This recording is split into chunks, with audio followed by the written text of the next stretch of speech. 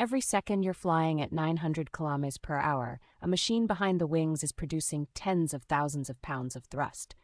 But how does a jet engine actually work, and how is one of the world's most advanced machines built? Let's open it up, follow the air, and trace the engineering.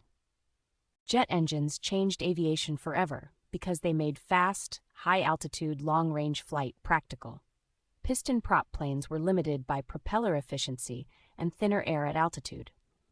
Jets thrive up high, where drag is lower, and they convert fuel into continuous thrust with fewer moving parts than you might expect. The earliest jets were crude turbojets, loud, hot, and thirsty. Over time, engineers added compressors with more stages, better turbines, and eventually the turbofan. Instead of accelerating only a small core stream, a turbofan moves a huge mass of air with the fan, boosting efficiency and reducing noise. Before we dive deeper, remember flight is a balance of 4 forces: lift, weight, drag, and thrust.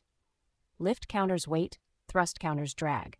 When thrust is greater than drag, you speed up. When lift equals weight, you stay level. The engine's entire job is to supply controllable thrust. Lift comes from the wings shaping airflow to create a pressure difference, lower pressure above, higher pressure below. But lift alone can't move you forward. Without thrust, drag wins and the aircraft slows down, so the engine must continuously add momentum to the air, pushing it backward to push the plane forward. Weight is simply gravity acting on the aircraft, and it never takes a break. That's why lift must be steady, especially during climb. Meanwhile, drag increases quickly with speed, like pushing your hand through water faster and faster. The faster you go, the more thrust you need to keep accelerating. Thrust is produced when the engine accelerates air rearward. Think of it like standing on a skateboard and throwing a heavy ball backward. You roll forward. A jet engine throws air backward continuously by compressing it, heating it, and expanding it through turbines and a nozzle to create a fast exhaust jet. Now let's identify the main parts from front to back. First is the fan, the big spinning disc you can see from outside. In a turbofan, most air bypasses the core and goes around it. That bypass stream makes a huge portion of thrust, quietly and efficiently. Behind the fan is the low-pressure compressor, sometimes called the booster. It gently squeezes the air heading into the core, preparing it for the high-pressure compressor.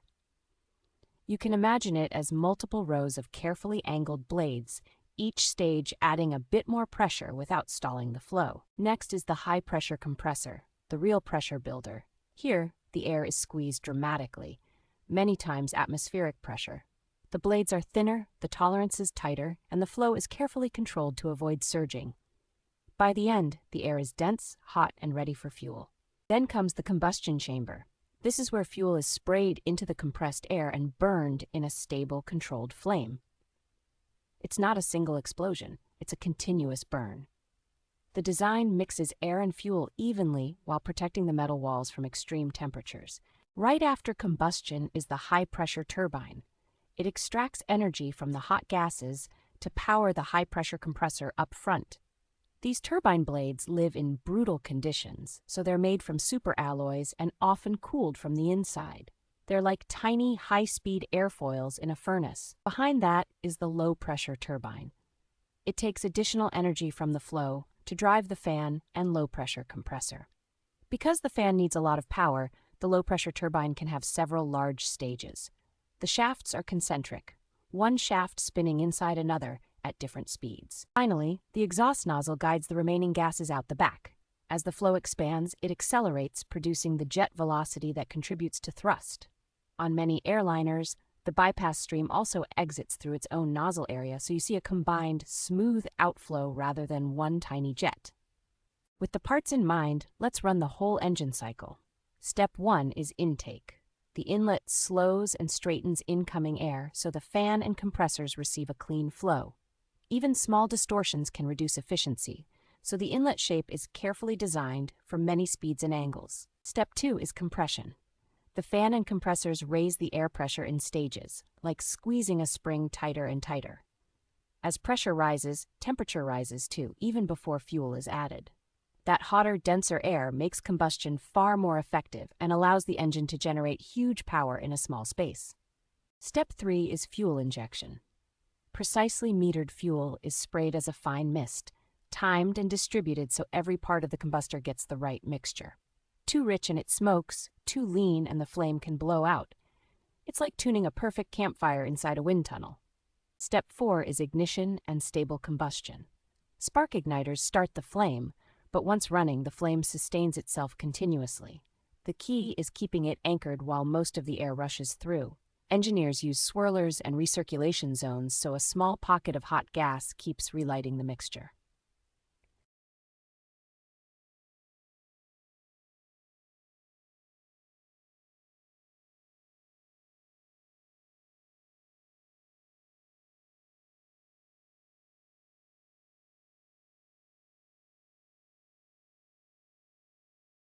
This overall process is the Brayton cycle in simple terms. Compress air, add heat by burning fuel at nearly constant pressure, then expand through a turbine and nozzle. The better you compress, burn efficiently, and expand smoothly, the more useful thrust you get for the same fuel. So how do you manufacture something that survives these temperatures and speeds? It starts with materials. Hot section parts use nickel-based superalloys that keep strength near red heat. Titanium is common in the fan and compressor because it's strong but much lighter than steel, improving efficiency and spool response.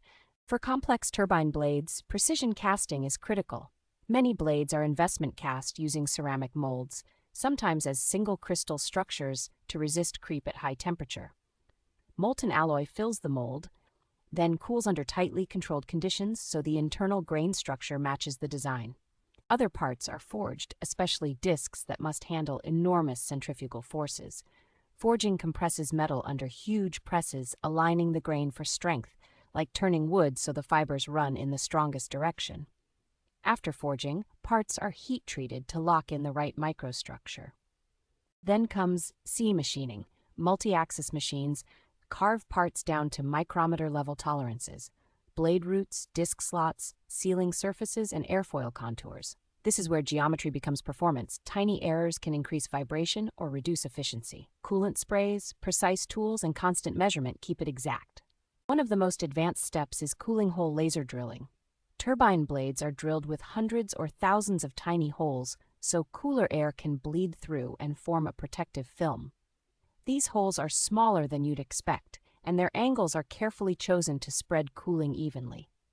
After machining, blades often receive ceramic thermal barrier coatings. A thin ceramic layer insulates the metal from the hottest gases, while bond coats help it adhere during thermal cycling.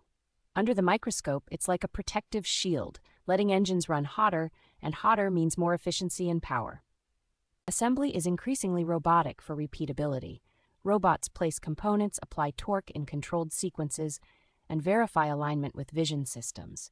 But humans still do detailed fit checks and sign-offs.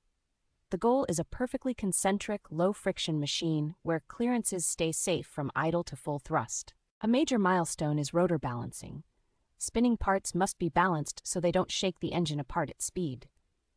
Engineers measure tiny imbalances and correct them by adding or removing small amounts of material. It's like balancing a car wheel, but at far higher RPM and far tighter limits. Final assembly brings modules together: fan case, compressor, combustor, turbines, and the gearbox if it's a geared turbofan. Teams check clearances, seal integrity, and torque markings. At this point, the engine looks complete, but it still has to prove it can survive real-world abuse before it ever sees a wing. Quality inspection is relentless. Parts are X-rayed for hidden flaws, inspected with ultrasound for internal cracks, and measured with laser scanners to confirm exact geometry. Even the smallest defect can grow under heat and stress. The philosophy is simple: find problems on the ground, never in the air.